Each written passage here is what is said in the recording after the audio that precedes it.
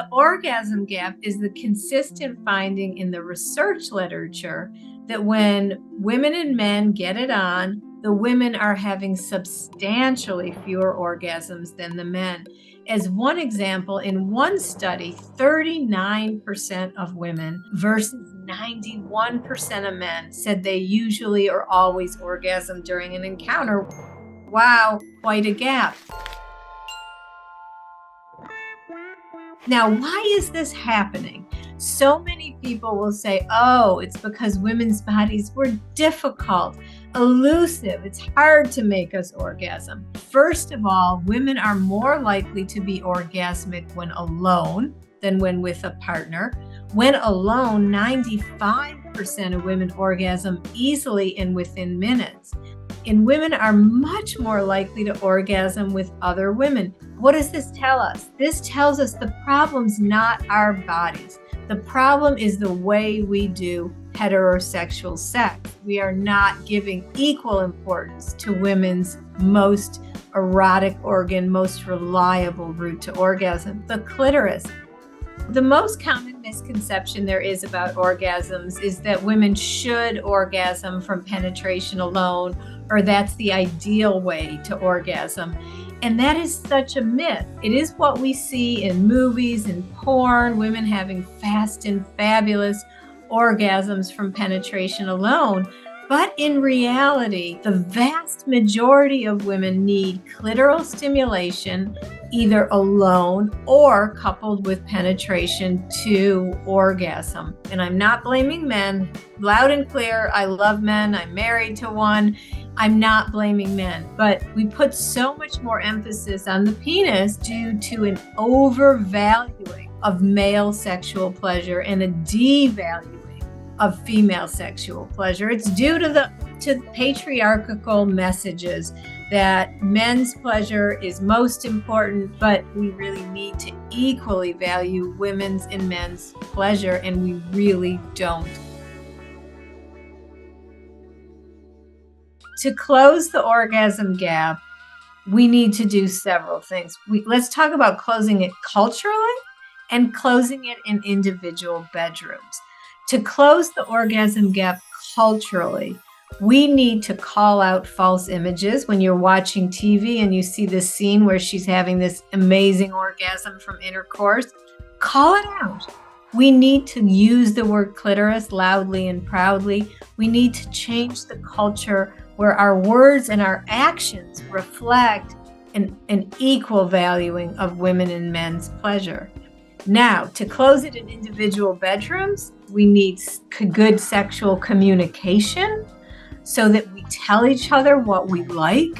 We need to take our time to build arousal, and again, to include clitoral stimulation as equal to penetration.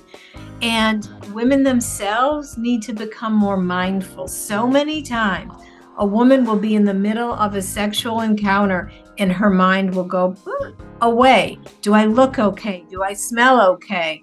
Am I taking too long? Or even, oops, I forgot to respond to that email.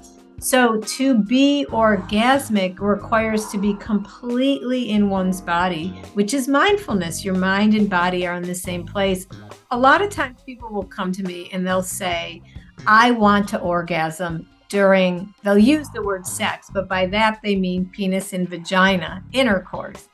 And they want to be able to do that. And often my first response is, you don't need to do that. Many of us don't. You can orgasm before or after with manual oral vibrator stimulation. But if someone really does want to orgasm during intercourse, the most common thing is to get your clitoris stimulated during intercourse. And there's different ways to do that. You can do so by rubbing your vulva, your clitoris, on your partner's penis or on, somewhere on his body. And that's often easier in the woman on top position. You can take your own hand or a vibrator and pleasure yourself during intercourse. It is no less erotic, it's no less sex if you have to touch yourself. Most of us do because we know what feels good. And they even make something called couples vibrators. Several companies have vibrators that are wearable. So for example, the Eva by Dame Products, it has these little wings that tuck under the labia and give clitoral stimulation, and there's still the penis can fit in. Then there's cock rings with attached clitoral vibrators. So using those kind of couple toys can also encourage an orgasm during penis and vagina sex. It is really, really important that we educate people, that young people, that sex is for pleasure. And there's so many reasons why. In our sex ed, we often bill sex as perilous. Don't do it. You'll get an STI. You'll get pregnant. You'll die. And this instills this sex negative fear that many people carry throughout their life, and shame. And shame is sex's enemy. Additionally, when it comes to teaching young men that sex is for the woman's pleasure and teaching young women that it's for their pleasure, what we find is that young people are less likely to coerce each other or to accept coercion. Because if we give the message to young people, young heterosexual people, that sex is something he does to you versus something you do together, there is a much more likely to be an attitude of coercion, of I gotta, this is for me. And so, there is some thinking, and I agree with it, that by closing the orgasm gap and teaching young people about pleasure, we will also empower young women to say no to things they don't want, and we will be teaching young men not to coerce young women.